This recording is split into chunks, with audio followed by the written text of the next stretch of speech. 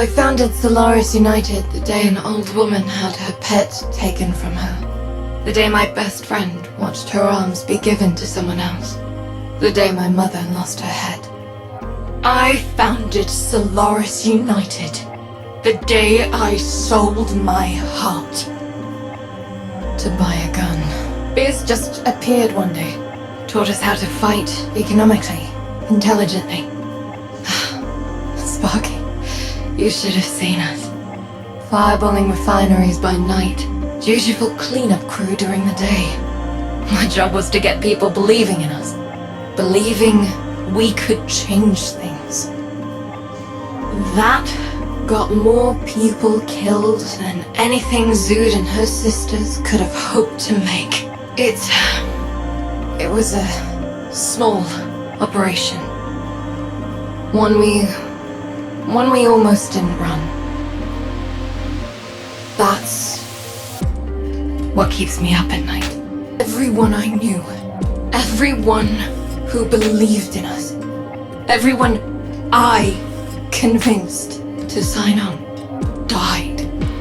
Parents, lovers, whole families, Zoot sisters, Legs' folks, all gone. Except us, and a few others. Me, Biz, Zood, Little Duck. I washed my hands of it. They were bloody enough. Then, years later, Biz showed up again. And then you. And then, somehow, here we are. This isn't the first Solaris United. It's the second. And, one way or another, the last. So, I ain't got no fam. Biological or logical. Mumsy and Dadsy got burned up working for Solaris United the first time. Figured I'd be a vent kid. But then the temple came looking to collect on what I took from them, and left me barely ahead. So, really, things can only get better from there. Be a vent kid all mowed up. Don't fit. Can't crawl. Can't board. So, I make my logical fam right here in me shop. You can see the resemblance. Runs in the family. Would have been a vent kid though. For sure. Mr. The Business has been really good to me since my accident. Always coming over with something. I tell him he doesn't have to, but he says to me, in revolution, it is the weakest who sacrifice the most. You've done your part, that I might do mine. And then he hands me a nutrient canister or a pot I can use. It's nice and all, but why does he look so sad about it? Mr. The Business got me thinking. Me and my mowers, we're tight. I need it, they do it. If Neff does try muscling the Solaris out with his mowers again, I might just replace his with some of my own. Get inside his head? Check. I mean, I'd rather be getting my music to the people, but who says I can't also be a beautiful spider at the center of a big old web of subterfuge and intrigue? I was hanging in my rack the other cycle, about to power down, and I hear Boone and Roki and the Venters banging skeg on the pipes and ducks. They had a good bounce going, so I start singing, as I do. Got a little loud, and the skeg stops. I get all quiet like, oh, really stepped in it, thinks me. Then the grill pops. Boone's got his head in me abs saying, hey, keep it going. Oh, didn't sleep much that night. Neighbours neither. Then kid, yeah, that's me. Quills wanted me selling arms to the Tenno, back in Fortuna. Not bloody lightly. Quills, shady side-mouthed, double-talking, ambidextrophilian muckers. Never trust anyone who don't speak plain. Told them, thanks, but op it. I'd a previous commitment. Contract to extract a corpus deflector, name of Jub Lot. Quill smiled that smile. The smile I hate the most. The smile of a body who thinks he's 2 steps ahead. The more I think about it, the more I know he was. Pratu. That was his name. Quill Pratu, secondary Sard. Today? I didn't know you were coming today! That's how hostile extractions typically work, Jub. Unless you'd like to pencil me in for 2:30 next week. Maybe copying your supervisor and half the security team. What is their problem? I mean, all my files are still in my office! You know, the whole reason you're doing this! What files? I wasn't told about any files. That's because I didn't tell them! Tell who? Tell who, Job? The quills, alright? The quills!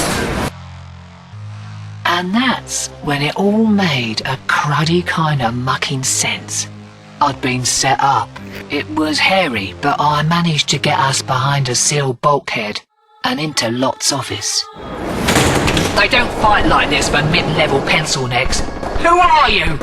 Job, Lot, secondary sub-architect of Nathaniel's Venusian restoration.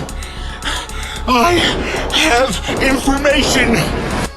And then he said it. For Solaris United.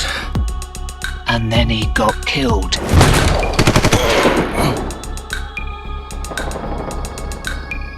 So, Solaris United was on its feet again. I've got friends in Fortuna. The first time SU tried to knock the crown off Neff's head, it almost got every last one of them killed. Some of them, it did. Biz once told me how he survives atrocity. If there's a fire on Deck 12, you seal off Deck 12. You don't go in. That's how you burn up. You wait till the fire's starved of oxygen. That's when you go in, assess the damage and clean up. I can't seal off Deck 12. Deck 12 is where I live. What information? Tell me now! Neff. Balance. Or mothers. It's been developed. What? What's been developed? Shielding satellites. The orb mothers cannot be. Job? What? The orb mothers cannot be what? Job? Biz saved me from a life of swabbing latrines on Phobos. He made me what I am. But only because I left before I became what he was. Now I had to go back. Everything Job knew, Biz had to know. Yudi had to know. Ray and everyone in Fortuna could be proper beached if I didn't. Pencil necks like Job don't risk their hide unless they mean it. Whatever Neff was doing with those orb mothers would be a hammer on the head of SU. I had to go back. If I didn't, if something happened to Fortuna, I'd never sleep proper again. So, no more treasure hunting for LD. No more rescues. Back to where it all happened. And I hope that this time it wasn't burning. And me along with it. Chatter wakes me, tells me a woman is at my lock, asking for water. Her carapace is scorched. Her raiment burnt. I fetch water. When I return, there are 5 more women, all singed. They say they are from Deck 12. There is no Deck 12. I am certain I've seen those faces before. I fetch more water. I return. They are gone. I return to my rack feeling. I return to my rack angry at the inconvenience is what I do. The gentleman business visited with me. Inconvenient. Why? Why so much talk when there is so much to do? A gentleman business communicated the belief that, such nonsense, that I must make peace with what happened on Deck 12. Deck 12, Deck 12. What is this, Deck 12? Chatter had stopped speaking entirely then. It's all right that you weren't there, Zood. That's what your visitors wanted you to know. That fire was not for you. Ugh, enough. Nonsense and stupidity and a waste of my time. So many visitors. Every one of them hoping to take something away. Dealing with them is like an uncomfortable dream, while speaking with Chatter is like being shaken awake. Are they real? How real are you when you're sleeping? How real are you? Floating, dreaming you are somewhere else? That's what Chatter wants to know. How did the women at my lock know my name?